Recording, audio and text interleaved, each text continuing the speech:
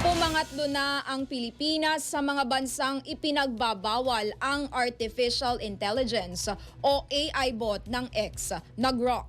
Ito ay matapos ang mga nakakaalarmang ulat ng bot sa pag-generate ng mga sexual contents gamit ang larawan ng mga totoong tao. Nauna nang magpatupad ng naturang pulisya ang mga bansang Indonesia at Malaysia nung nakaraan. Layunin umano nito na protektahan ang mga kababaihan at kabataan laban sa naturang paggamit ng Grok. Sa isang pahayag ay tinugunan ni Elon Musk ng X ang nasabing pangamba ng publiko rito. Aniya, magpapatupad ito ng pagbabawal sa Grok upang mag-generate ng mga ganitong uri ng content. Ito ay epektibo, mapa-free o paid subscriber man ng bot ang mga online user.